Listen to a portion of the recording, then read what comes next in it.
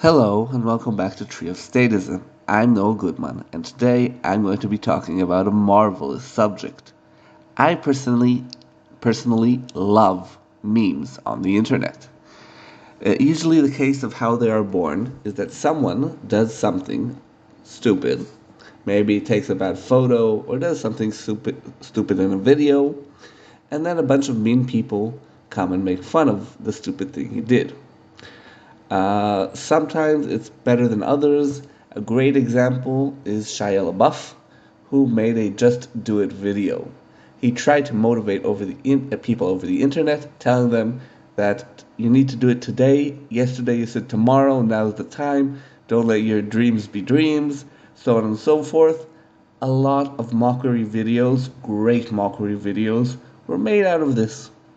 Another great example he did was when he tried to do a live stream protest that was supposed to last for years. He was constantly interrupted because people found out where he was, and then it kind of turned into a game of capture the flag, where the internet tried to steal one of those flags. It's a long story. It's a great story. It's a story for a different time. Usually, memes come out of people doing stupid things and the internet making fun of them. The mean people on the internet making fun of them. However, some people are aware of the concept of memes and sometimes lean in to try to make new and bigger and better memes, sometimes in cringe-tastic levels. One of them is Ben Shapiro. He is a political commentator who is known for his network, The Daily Wire. He is known for talking fast and making constitutional arguments. He generally leans conservative. The great and wonderful thing he did recently was that he made a rap video after he said clearly, rap is not music. What he did was join a rapper named Tom MacDonald, and they together made a rap video. This rapper is known for making videos and very offensive to some people. Rap music about the one thing that the liberal world is not willing to hear from musicians. Conservative values, anti-woke values, and sometimes even family values. Very, very offensive to them. I personally don't like rap, so I can't tell you if this is a good rapper or a bad rapper. But together they made a song called Fact, and we're going to talk about it for a bit. The song was obviously meant to be a meme and to continue based on previous memes about Ben Shapiro. One of the things he did, he mentioned his kind of rival, maybe rival, I don't know if to call her a rival, I don't know if she cares about him. He mentions Nicki Minaj because he previously made videos against some of her music videos. He mentioned her song WAP. Don't Google it. I regret Googling it. It was a bad idea to Google the song. It was very depressing. I lost more faith in humanity. He mentioned Go Woke, Go Broke. It's a meme about, companies that try to do woke things and kind of intersectionalist things in order to get money, and sometimes it doesn't work. So when they go woke or do intersectionalist things, they suddenly start losing a lot of market value. That it's kind of a meme, and he does mention it in the song. Also, of course, he mentions his catchphrase, the one that he's known all over the internet for saying, "My facts don't care about your feelings." That is to say, reality is real, and it doesn't matter how you feel about it. So, a lot of you might be asking, why did a respectable commentator do this? And why are we even talking about this on the channel? Well, the results of this video was that it went viral quite fast. It brought a lot of positive and negative responses. What I think the point he was trying to achieve was to get more notoriety. The more people who know who he is, the more will see his videos. Some of them will be convinced and will convert to right-wing ideals. Maybe they'll become conservatives like him. And he might be aiming for new people to come and subscribe to his channels and to pay him a monthly subscription for whatever it is the Daily Wire is offering. To explain why this is very relevant to politics, I want to mention a book, a dystopian book. It's called A Brave New World. It's a different type of dystopian world, as opposed to 1984 where everything is hidden and there's a police force that's constantly torturing you. In this one, nobody hides the information. You're overloaded with information. There's a bunch of facts and you don't know which of them are relevant. You can dive in deep, or usually you can chase pleasure. You can go out and have fun and chase girls or boys and do whatever it is you want to do, or you can study facts and learn history and all that. Nobody really wants to do that. You kind of hide the facts by overloading the senses of the public. In such a world, getting attention to the important facts is very hard. And I think this is what Ben is trying to do. If he gets attention that is hard to obtain anyway, his political speech will gain attention. He may make people hear the things. And maybe the people will become smarter, or rather more conservative, or lean towards his direction, because not because necessarily he is correct, but because the people who came to pay attention because of funny memes and all that are going to hear a bit of a conservative values on the way. But Ben Shapiro is not our biggest concern. The problem is much worse. A lot of politicians turn themselves into clowns to get attention. Now, if you're the average American, I want to ask you this. There are 100 senators, 435 congressmen, 50 governors, and countless minor elected officials. How many of them do you know? Do you know your senators? Do you know who is your mayor? Do you know who is your congressman? Do you know the people running for these positions in your county, district, state, whatever it is?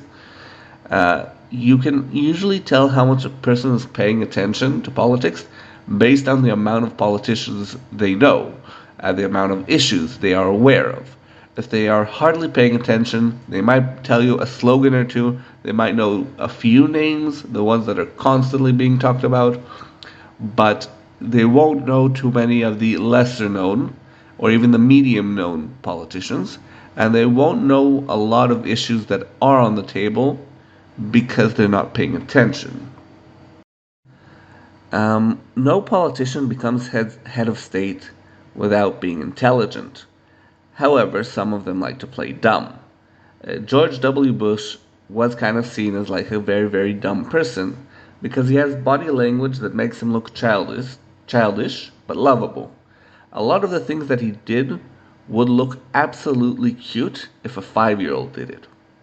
And it kind of made him look lovable and stupid. Like, if you act like a 5-year-old when you're 50, you're not considered the most intelligent person. But it's because of his body language, not so much what he said.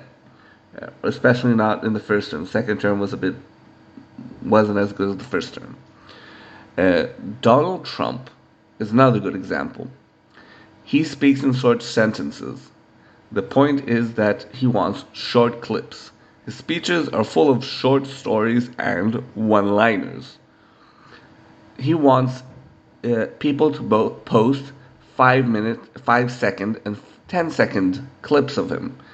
He knows that if there's going to be clips that are 5-minute long or 10-minute long, people are not going to pay attention.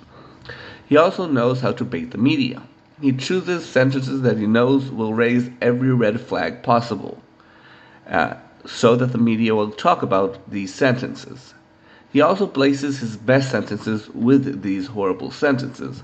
So when the media reports on him, they report the bad lines, but also the good lines kind of sneak in. A great example of this was in 2016 or 15, when he was talking about Hillary Clinton to the NRA. The NRA is a gun organization. And he's talking like, He said something along the lines of, "She's going to take your guns away, and only you can stop her." And then it was a long pause. "By voting for me." Now, the media went wild about this. They thought that he said you should kill her. Instead, what he technically was saying that you should vote for him. And because of this kind of red flag, all of them posted him saying, "Hillary is going to take your guns away, only you can stop her." And the idea was to vote for him. But everyone kind of, all the media kind of repeated the sentence, "Hillary is going to take your guns away," which was a very unpopular thing that he accused her of doing. He also throws out a lot of silly ideas. He wants to emphasize that whatever he's doing, he's going to do. Now, he talks about a wall. His anti-immigration policy and his border policy is not a literal brick wall. But he doesn't need to explain what the best idea is. He just says, "I want to do something, and if someone's going to offer a better idea along the way, fine, we'll do what the professionals say, but we're going to fight illegal immigration." He talks about building a moat and putting in alligators. It's a lot of silly ideas that the media repeats, mocking him, but also everyone understands he's constantly talking about preventing illegal immigration, and he kind of baits the media into talking about him. In Israel, we have a similar kind of mastermind called Miri Regev. She knows how to bait the audience and kind of make them look the elitist. And then when they criticize her, she plays the race card. She also came to a major festival wearing a dress with Jerusalem drawn on it, and it's a very controversial city. So everyone went nuts that a Israeli minister came with a Jerusalem dress, and when they were talking with her, she was just like playing dumb. She was like, "Oh my God, I just came with this wonderful dress of a city I love. Like, why are you even angry at me? What's the big deal?" The Argentinian president, Milei, is also very, very good at memes, or maybe just kind of fell into it. He is a libertarian, and he has dressed in the past as some kind of anarchist superhero. However, he has managed to energize the libertarian base and the anti-establishment base and the anti-corruption base with a campaign full of memes. Some of them by him, but a lot of them by the public. All these memes made this his campaign very, very fun, and people wanted to pay attention. Not because they love politics, but because they love memes. Some politicians may be good leaders, but they are horrible candidates. That is to say, they can't keep the attention of the people that don't care about politics. Some of them even need to ask you to clap. They will never get elected, not because they're bad leaders. Often politics becomes a clown show. Each politician tries to be sillier and more outrageous than the last before them. They all fight for screen time, and everyone wants to get the master one-liner, so people will remember him. All the politicians want to go viral, but at the end of the day, the voters don't go so much based on facts and more based on enthusiasm. A lot of them go based on how amused they are and how they feel about the politician, because their feelings don't care about your facts.